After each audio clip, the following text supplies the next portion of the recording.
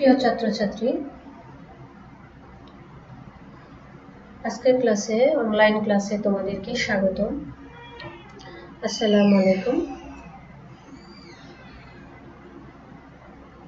আজকে তোমাদের জন্য মূলত বাংলা দ্বিতীয় পত্রের যে বিষয়টি নিয়ে আলোচনা করব সেটি হচ্ছে এ ধ্বনির উচ্চারণ।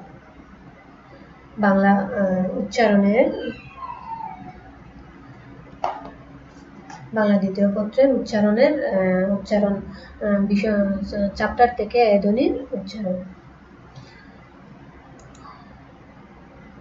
তাহলে এ ধ্বনির মূলত উচ্চারণের ক্ষেত্রে দেখা যায় যে কি তোমাদের উচ্চারণগুলো কেন জানা প্রয়োজন। হ্যাঁ, দেখা যায় যে আমরা যারা অনেক লেখাপড়া জানি তারাও কিন্তু উচ্চারণের ক্ষেত্রে অনেক ভুল করে ফেলি, কারণ আমরা উচ্চারণের নিয়মগুলো আমাদের জানা থাকে না বলে আমরা যেই ধ্বনিটা যেভাবে উচ্চারণ করতে হবে সেই ধ্বনিটা ঠিক সেভাবে আমাদের উচ্চারণ করা হয় না মূলত। তো সেক্ষেত্রে কি দেখা যায় যে শব্দগুলো দেখতে অনেকটা কি হয়, অসুন্দর শোনায়, কানে কেমন শ্রুতিমধুর লাগে না। শ্রুতিমধুর মানে কানে ভালো শোনায় না। যখন আমরা শুদ্ধ উচ্চারণ করব তখন শব্দটা অনেক বেশি কি হয়, শুনতে ভালো লাগে, সুন্দর লাগে, এবং আরেকজনের কাছেও দেখা যায় যে সেটা অনেক বেশি শুনতে আকর্ষণীয় শোনায় বলে যার শুদ্ধ উচ্চারণ যে করে সে ওর আরেকজনের কাছে অনেক কি হয়, সম্মানের হয়ে ওঠে, কিংবা সে খুব একটা অন্যরকম ভাবে এর উচ্চারণটা মানে কথাটা বলার সাথে সাথে তার কি হয়, মনে লাগে। তাহলে উচ্চারণের নিয়মের যে চ্যাপ্টারটা আছে সেই চ্যাপ্টারটাতে তোমাদের এর আগে কিন্তু অধ্বনির উচ্চারণ নিয়ে আলোচনা করেছি। আশা করি সেই বিষয়গুলো তোমাদের ক্লিয়ার হয়েছে। আজকে ধ্বনির উচ্চারণ নিয়ে আলোচনা করব। ধ্বনির উচ্চারণ জানার ক্ষেত্রে তোমরা কি ধ্বনির সঠিক উচ্চারণ তোমরা জানতে পারবে। এরপরে হচ্ছে ধ্বনিযুক্ত শব্দের সঠিক উচ্চারণ করতে পারবে। তাহলে ধ্বনি যে শব্দগুলোতে আছে সেই শব্দের যখন সঠিক উচ্চারণ তোমরা করতে পারবে, যেমন কখনো হিসেবে এর দুইটি উচ্চারণ আমরা পেয়ে থাকি। একটি হচ্ছে এটা এর মতো উচ্চারণ, আর একটা এটা কি অনেকটা ব্যাঙের যে উচ্চারণ সে অনেকটা কি জফলাযুক্ত একটা উচ্চারণ আমরা করে থাকি। এখন যেখানে একারের উচ্চারণ হবে সেখানে যখন জফলা উচ্চারণ করব তখন কিন্তু আরেকজনের কাছে মানে তুমি নিজে হয়তো বুঝতে পারবে না, কিন্তু আরেকজনের কাছে সেটা একটা হাসির ব্যাপার হয়ে যাবে। সুতরাং এই কারণে কি নিজেকে আরো বেশি আকর্ষণীয় করার জন্য, নিজের শব্দকে নিজের কথাকে আরো বেশি সুন্দর করার জন্য তোমাদেরকে উচ্চারণগুলো শিখতে হবে। প্রথমে দেখো, বাংলা ভাষায় একার লিখিত রূপে একটি হলেও এর উচ্চারণ স্বরূপ দুইটি, এ এবং এ। দুইটি, এ আরেকটি হচ্ছে কি এ। এটা হচ্ছে কি এই উচ্চারণটা কিন্তু তোমাদের লেখার উপরে নির্ভর করে না, তোমাদের বলার দিকে, তোমাদের জিহ্বা, তোমাদের মানে বলার যে জিহ্বা এবং যে মানে উচ্চারণের স্থানগুলো নড়াচড়া নিয়ে তোমাদেরকে লক্ষ্য রাখতে হবে যে তুমি সেটা এ উচ্চারণ করতেছো না সেটা কি এ উচ্চারণ করতেছো। সেটা লেখার বিষয় নয়, সেটা তোমার কানের বিষয়, শোনার বিষয়। তাহলে এই ধ্বনির উচ্চারণ দুটিকে বলা হয় সম্বৃত ও বিবৃত উচ্চারণ। তাহলে এই ধ্বনির যে দুটি উচ্চারণ আমরা পেয়েছি সেটিকে কি বলে, সম্বৃত উচ্চারণ আর বিবৃত উচ্চারণ।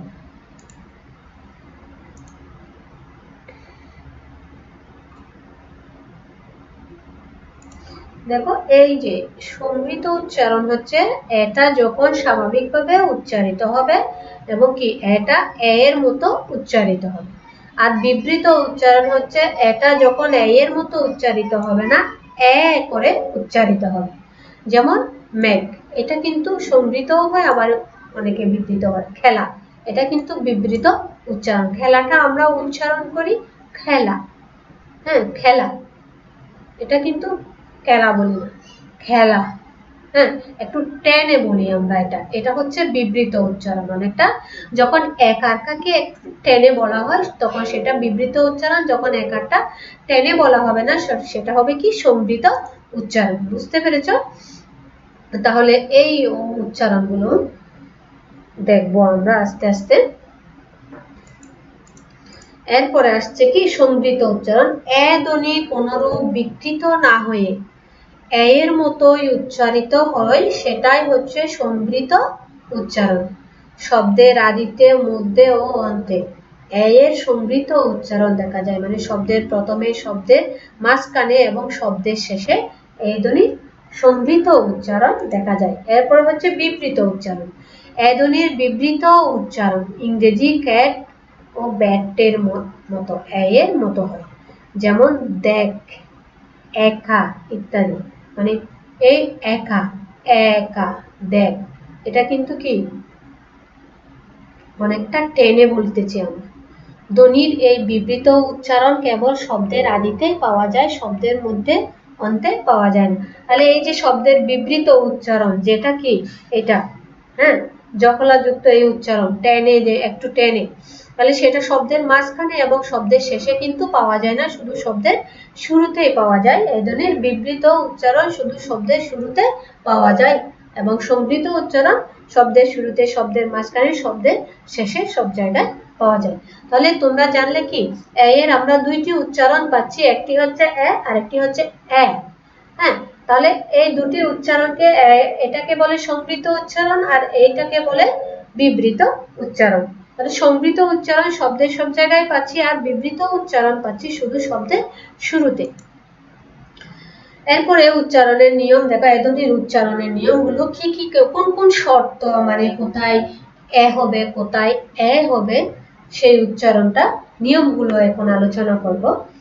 যেমন একাক্ষর সর্বনাম পদের এ এর উচ্চারণ, সরি এখানে উচ্চারণটা বানানটা একটু খেয়াল করিনি। এখানে উচ্চারণ ছ, হ্যাঁ, এটা হবে না। তাহলে উচ্চারণ,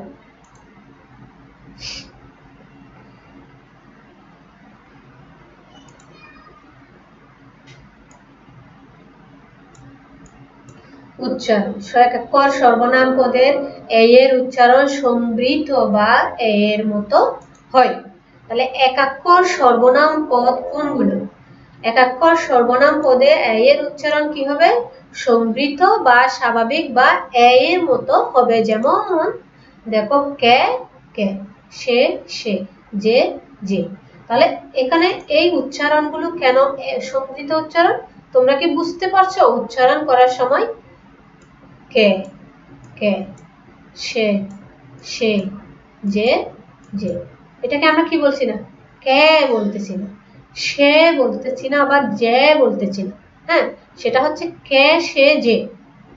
তাহলে এই উচ্চারণগুলো কি কারণে হচ্ছে না? আমরা টেনে বলতেছি না, একটু টেনে বলতেছি না, একটু ভিন্নভাবে বলতেছি না, সরাসরি একারের মতোই উচ্চারণ করছি, কারণ এই কারণে এগুলো কি সম্বৃত উচ্চারণ। তাহলে কোন জায়গায় হচ্ছে? সর্বনাম পদে, তাও কোন জায়গায়? একাক্ষর সর্বনাম, যখন এক অক্ষর যুক্ত সর্বনাম পদ থাকবে তখন সেখানে এর উচ্চারণ কি হবে? সম্বৃত হবে। এরপরে দেখো পদের অন্তে বা শেষে এ সম্বৃত হয়। পদের অন্তে বা শেষে এ এর উচ্চারণ কি হয়? সম্বৃত হয়। যেমন পথে, পথে, ঘাটে, ঘাটে, দোষে, দোষে, গুণে, গুণে। এই উচ্চারণগুলো কি হচ্ছে না? দাদা তোমাদের দেখি, এই পথে উচ্চারণটা কিন্তু কি হচ্ছে না?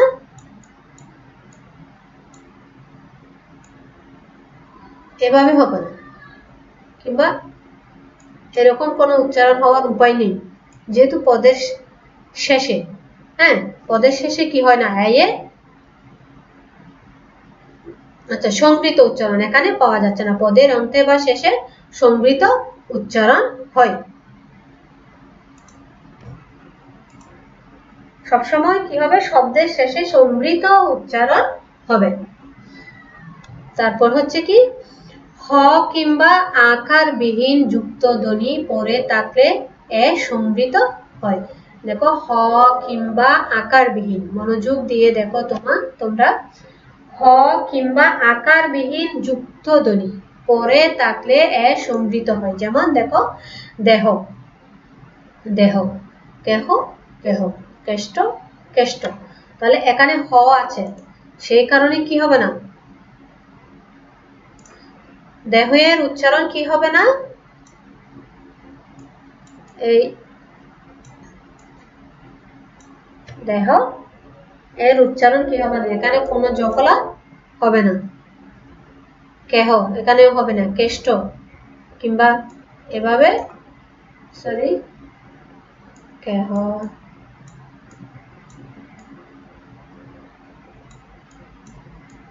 কেহ, এই দেহ, কেষ্ট,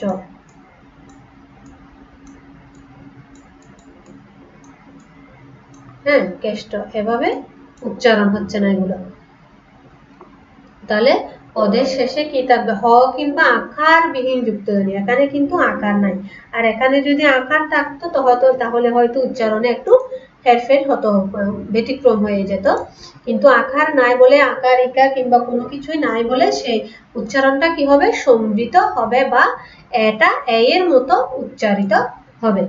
এরপরে হচ্ছে ই বা রস্যকার, রস্যিকার বা রস্যকার পরে থাকলে এ সংবৃত হয়। যেমন দেখি, দেখি, রেণু, রেণু, বেলুন, বেলুন।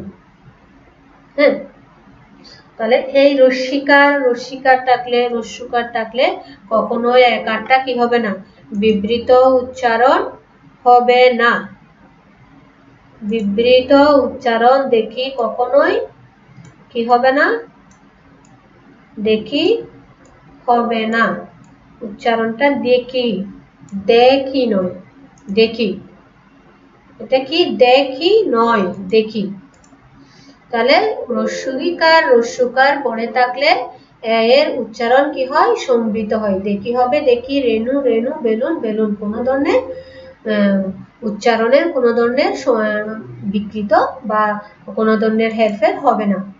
এরপরে হচ্ছে শব্দের প্রথমে যদি একার থাকে এবং তারপরে রস্যি দীর্ঘি রস্য দীর্ঘ এ ও অন্তস্থ ব শূন্য র ল তালব্য স এবং হ থাকলে সাধারণত এ অবিকৃত ভাবে উচ্চারিত হয়। যেমন অন্তস্থ আছে মেয়ে, মেয়ে, শেষ, শেষ, দেখি, দেখি। মানে অনেকটা ওইটার মতো উচ্চারণ, কিন্তু অক্ষরগুলো বেশি দেওয়া আছে এখানে প্রথমটার মতো। হ্যাঁ, তারপরে হচ্ছে অনুস্বার ও চন্দ্রবিন্দু যুক্ত ধ্বনির আগে ধ্বনি, অনুস্বার ও চন্দ্রবিন্দু তোমাদের জন্য কিন্তু হাইলাইট করে রেখেছি কোন জায়গায় তোমাদের অনেক বেশি মনোযোগ দেওয়া দরকার। তাহলে অনুস্বার ও চন্দ্রবিন্দু যুক্ত ধ্বনির আগের ধ্বনি, আগের এ ধ্বনি বিবৃত, আগের এ ধ্বনি বিবৃত, এ এর উচ্চারণ এ কারে রূপান্তরিত হবে। যেমন ক্যাংরা, ক্যাংরা। এই যে একারটা কিন্তু রূপান্তরিত হয়ে, তোমরা কি বুঝতে পারতেছ, একারটা রূপান্তরিত হয়ে জফলাযুক্ত আকার হয়েছে। এটা কি, খ্যাংরা। তোমরা নিজেরাই কি করবে, তোমরা বানানের দিকে লক্ষ্য রাখবে না, তোমরা তোমাদের মুখে যে উচ্চারণ করতেছ সেই দিকে লক্ষ্য রাখবে। সেটা তুমি আগে যে সংগৃহীত উচ্চারণ পেয়েছো সেগুলোর সাথে মিলিয়ে এরপরে যদি দেখো যে কি, যেমন সংগৃহীত উচ্চারণ একটি পেয়েছো কি, দেখো বা দেখি, হ্যাঁ দেখি কিভাবে উচ্চারণ করছো, আর ঠ্যাংরা, ট্যাংরা, হ্যাঁ কিভাবে উচ্চারণ করছো। একটু তোমরা যদি উচ্চারণের দিকে, নিজের উচ্চারণের দিকে খেয়াল রাখো, কানকে যদি সতর্ক করো, তাহলে তোমাদের ক্ষেত্রে এই বিষয়গুলো বোঝাটা সহজ হবে। তাহলে অনুস্বার থাকলে ও চন্দ্রবিন্দু যুক্ত থাকলে সেই কি, সেই ধ্বনির পরে, সেই ধ্বনির আগের ধ্বনি কি হবে, বিবৃত উচ্চারণ হবে, একারটা জফলাযুক্ত আকারের মতো উচ্চারণ হবে। এরপরে হচ্ছে একার যুক্ত একাক্ষর ধাতুর সঙ্গে আ প্রত্যয় যুক্ত হলে সাধারণত একারে উচ্চারণ আ হয়ে যায়, হয়ে থাকে। তাহলে সেগুলো কি? ঠেলা, ঠেলা, কেপা, কেপা। একাক্ষর ধাতুর সঙ্গে আ প্রত্যয় যুক্ত হলে, একাক্ষর ধাতু মানে ঠেল, ঠেল এটা হচ্ছে একটা ধাতু। ধাতু কি তোমাদের নিশ্চয় মনে আছে? ধাতু হচ্ছে কি? যেটা কি ভাঙা যায় না, যেটা যেই ক্রিয়াকে যখন ভাঙলে যেই মূল জিনিসটা পাওয়া যায় সেটা কি? ধাতু। তাহলে এই ঠেলা শব্দটা যখন ক্রিয়া, ঠেলা হচ্ছে একটা ক্রিয়া, সেটা যখন তোমরা ভাঙবে, ঠেলা আটা প্রত্যয় কিন্তু, হ্যাঁ। তাহলে ঠেল এটা হচ্ছে কি? ক্রিয়া। এই ঠেল সাথে আ প্রত্যয় যখন যুক্ত হয়েছে একাক্ষর ধাতু, হ্যাঁ, যখন একটানে যে শব্দটা তোমরা বলে ফেলবা সেটা হচ্ছে কি? একাক্ষর ধাতু। যখন তোমাদের আর কোনো নিঃশ্বাস ফেলতে হয় না, তাহলে সেটা হচ্ছে কি? এই ঠেলা, একাক্ষর যুক্ত ধাতুর সঙ্গে যখন আ প্রত্যয় যুক্ত হয়েছে তখন সেটা কি হয়েছে? উচ্চারণটা ঠেলা, হ্যাঁ, ঠেলা। তোমরা কি কানকে তোমাদের সতর্ক রাখতে হবে উচ্চারণের ক্ষেত্রে, কানকে সতর্ক রেখে উচ্চারণটা শুনলে তোমরা সেটা বুঝতে পারবে। তাহলে সেটা কি হবে? ঠেলা। হ্যাঁ, যদিও তোমরা মানে তোমাদের উচ্চারণ করার সময় জানার জন্য যে তোমাদের নিয়মগুলো জানতে হবে অবশ্যই, কোন জায়গায় তোমাদের এটা বিবৃত হচ্ছে, কোন জায়গায় সংবৃত হচ্ছে। তাহলে এই নিয়মগুলো জানলেই কিন্তু তোমরা সঠিকভাবে উচ্চারণ করতে পারবে। আর নিয়মগুলো জানা না থাকলে তোমাদের ক্ষেত্রে তোমরা কিভাবে উচ্চারণ করতেছো আসলে সেটা বুঝতে সমস্যা হবে। যখন তোমরা নিয়মগুলো পড়বে এবং সংবৃত উচ্চারণ আর বিবৃত উচ্চারণ পাশাপাশি উচ্চারণ করে দেখবে তোমাদের, তখন কানে তোমাদের নিজে থেকে ধরা দিবে যে তোমরা কোনটা সংবৃত করতেছো, কোনটা বিবৃত করছো উচ্চারণ। তাহলে একাক্ষর যুক্ত কি ধাতুর সাথে একার যুক্ত একাক্ষর ধাতুর সঙ্গে আ প্রত্যয় যুক্ত হলে সেই একা কি হয়? আ হয়ে যায়। এরপরে হচ্ছে কি? কাঠি বাংলা শব্দে এ এর উচ্চারণ আ এর মতো হয়। কাঠি বাংলা শব্দে এ এর উচ্চারণ আ এর মতো হয়। কাঠি বাংলা শব্দ মনে রাখবে, সেটা হচ্ছে কি? খেমটা, ঢেপসা, তেনা। যে খাঁটি বাংলা শব্দগুলো আছে সেগুলোতে কি হবে? এ এর উচ্চারণ আ এর মতো হবে। এরপরে হচ্ছে দুই অক্ষর বিশিষ্ট সর্বনাম বা অব্যয় পদে এ এর উচ্চারণ বিবৃত বা আ এর মতো হয়। দুই অক্ষর বিশিষ্ট, মনে রাখবে, দুই অক্ষর বিশিষ্ট সর্বনাম বা অব্যয় পদে। কিন্তু এক অক্ষর বিশিষ্ট সর্বনাম বা অব্যয় পদে কিন্তু সর্বনাম পদে কিন্তু তোমরা দেখেছো যে একার সংবৃত হয়। এখানে দুই অক্ষর বিশিষ্ট সর্বনাম পদে এবং অব্যয় পদে কি হবে? বিবৃত হবে। যেমন এত, এত, হেন, হেন, কেন, কেন। কেনতে এটা, আবার খেতে কিন্তু সেটা না। যখন কে বলতেছো সেটা কিন্তু কে থাকবে, হ্যাঁ। আবার কিন্তু কেন বললে সেটা কিন্তু কি হয়ে যাবে? কেন, কে, কেটা কি হয়ে যাবে? তখন কে হয়ে যাবে। কেননা এটা হচ্ছে দুই অক্ষর বিশিষ্ট সর্বনাম পদ আর এটা হচ্ছে এক অক্ষর বিশিষ্ট সর্বনাম পদ। এক অক্ষর বিশিষ্ট সর্বনাম পদে স্বাভাবিক থাকবে, সংবৃত থাকবে, আর দুই অক্ষর বিশিষ্ট সর্বনাম পদে কি হবে? বিবৃত হবে, মনে রাখবে। এরপরে আসো 1, 11, 13 ইত্যাদি সংখ্যাবাচক শব্দের এ ধ্বনি এ এর মতো উচ্চারিত হয়। 1, 11, 13 সংখ্যাবাচক শব্দে যখন এ ধ্বনি থাকে তখন সেটা কি হয়? বিবৃত উচ্চারণ হয়। যেমন 1, 11, 13, হ্যাঁ। তারপরে হচ্ছে কি? বর্তমানের অনুজ্ঞায়ী তুচ্ছার্থে ও মধ্যম পুরুষের ক্রিয়াপদে এ এর উচ্চারণ বিবৃত বা আ এর মতো হয়। খেয়াল করো, বর্তমানের অনুজ্ঞায় তুচ্ছার্থে ও মধ্যম পুরুষের ক্রিয়াপদে। তুচ্ছার্থে মানে যখন আমরা তুই তুকারি করে বন্ধুর সাথে যেভাবে কথা বলি আর কি, সেটা হচ্ছে কি? দেখ, খেল, খা, হ্যাঁ, সেখানে। তো সেখানে যখন একার থাকবে সেই একারটা কি হবে? বিবৃত উচ্চারণ হবে। আবার কি? মধ্যম পুরুষের ক্রিয়াপদে খেলা, সেখানে কি হবে? এর উচ্চারণ বিবৃত হবে।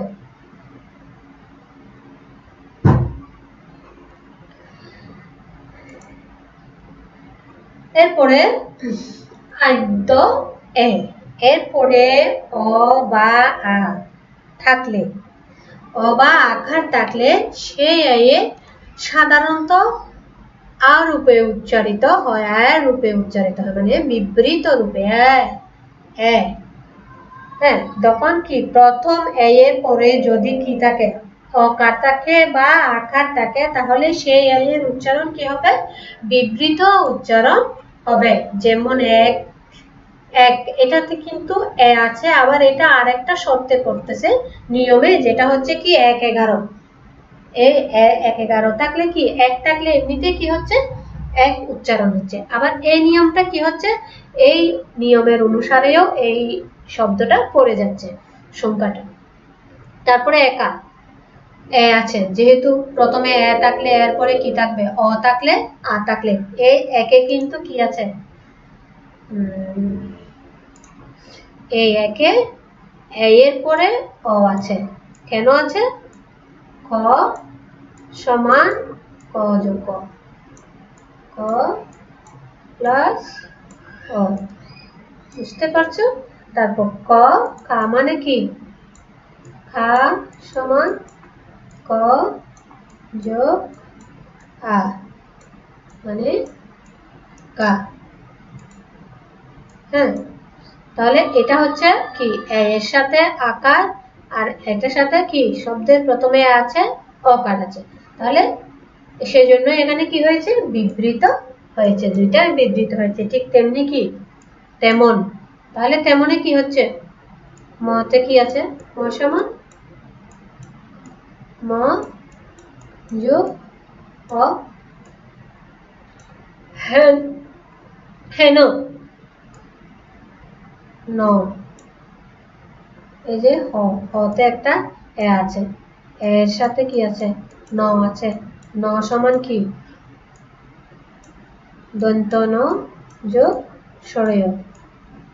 হ্যাঁ, এটাও অ আছে, তাহলে এই কারণে কি, এর পরে অকার থাকলে আকার থাকলে, হ্যাঁ, অকার থাকলে এটাতে কি আছে, আকার আছে, আবার এটাতে অ আছে, এটাতে অ আছে, তাহলে অকার থাকলে আকার থাকলে কি হচ্ছে, বিবৃত উচ্চারণ হচ্ছে। বুঝতে পেরেছ? বিবৃত উচ্চারণ হচ্ছে। আর ড এর পরে অকার বা আকার থাকলে সে এর উচ্চারণ কি হয়, বিবৃত হয়। আচ্ছা, এতক্ষণ যে ক্লাসটা করেছি আসলে এই ধ্বনির উচ্চারণ, আশা করি তোমরা বুঝতে পেরেছ। আবার তোমাদের জন্য একটু ঘুরে আসি শুরু থেকে। হ্যাঁ, যেমন এই ধ্বনির কি দুইটি উচ্চারণ পাচ্ছি, একটি সংবৃত উচ্চারণ আর একটা বিবৃত উচ্চারণ। তারপর সংবৃত উচ্চারণ শব্দের শুরুতে, মাঝখানে, শেষে কি পাওয়া যায়, বিবৃত উচ্চারণ কি শব্দের শুধু শুরুতে পাওয়া যায়। এরপরে হচ্ছে এই ধ্বনির উচ্চারণ একাক্ষর সর্বনাম পদে, এই উচ্চারণ সংবৃত হয়। এরপরে হচ্ছে কি পদের শেষে এর উচ্চারণ সংবৃত হয়, পদে, ঘাটে, দোষে, গুণে। এরপরে হচ্ছে কি হ কিংবা আকার বিহীন যুক্ত ধ্বনি পরে থাকলে এর উচ্চারণ সংবৃত হয়, হ কিংবা আকার বিহীন যুক্ত ধ্বনি কি থাকলে, পরে থাকলে। হ্যাঁ, তারপরে হচ্ছে কি রস্যি বা রস্যুকার পরে থাকলে এর উচ্চারণ সংবৃত হয়। হ্যাঁ, কি আছে, রস্যি আছে, রস্যু আছে, রস্যুকার আছে পরে থাকলে। তারপরে হচ্ছে এর পরে রস্যি দীর্ঘ, রস্য দীর্ঘ, এ ও অন্তস্থ বসুন র ল তালব্য এবং হ থাকলে এ অবিকৃত ভাবে তাকে, মানে স্বাভাবিক তাকে। এরপরে হচ্ছে অনুস্বার চন্দ্রবিন্দু যুক্ত ধ্বনির আগের ধ্বনি বিবৃত বা এ হয়। তারপরে হচ্ছে কি, তারপরে একার যুক্ত একাক্ষর ধাতুর সঙ্গে আ প্রত্যয় যুক্ত হলে সাধারণত সে একারে কি হয়, এ হয় বিবৃত হয়, ঠেলা, খেপা। তারপর খাঁটি বাংলা শব্দে এর উচ্চারণ বিবৃত হয়, যেমন খেমটা, ডেপসা, তেনা। তারপরে হচ্ছে দুই অক্ষর বিশিষ্ট সর্বনাম বা অব্যয় পদে এর উচ্চারণ কি হয়, বিবৃত বা এর মতো হয়। হ্যাঁ, তাহলে দেখিয়েছি এখানে তোমাদেরকে। তারপরে 1, 11, 13 ইত্যাদি সংখ্যাবাচক শব্দের এ ধ্বনি কি হয়, বিবৃত হয়। 1, 11, 13, 1, 11, 13। এরপর হচ্ছে বর্তমানের অনুব্যক্ত উচ্চারণে মধ্যম পুরুষের ক্রিয়াপদে এর উচ্চারণ বিবৃত হয়, যেমন দেখো, দেখ, খেলা। এরপরে হচ্ছে কি আদ্য এর পরে অকার বা আকার থাকলে এর উচ্চারণ সাধারণত কি হয়, বিবৃত হয়, এবং এইগুলো তোমাদেরকে আমি সুন্দরভাবে দেখিয়ে দিয়েছি। আশা করি তোমরা এর উচ্চারণ এবার থেকে তোমাদের লেখা লিখতে বলো, তোমাদের পরীক্ষায় লেখার ক্ষেত্রে বলো, কিংবা তোমাদের প্রতিদিনের জীবনে উচ্চারণে বলো, তোমাদের এর উচ্চারণ কি হবে, সুন্দর হয়ে যাবে এবং কি সঠিক হবে এবং তোমাদের যে যুক্ত শব্দের যে উচ্চারণগুলো সেগুলো সুন্দর শোনাবে এবং কোথাও সমস্যা হবে না। আশা করি তোমরা এই বিষয়গুলো মনে রাখবে এবং বুঝতে পারবে। এতক্ষণ সাথে থাকার জন্য তোমাদেরকে অসংখ্য ধন্যবাদ। আল্লাহ হাফিজ। সুস্থ থেকো, ভালো থেকো।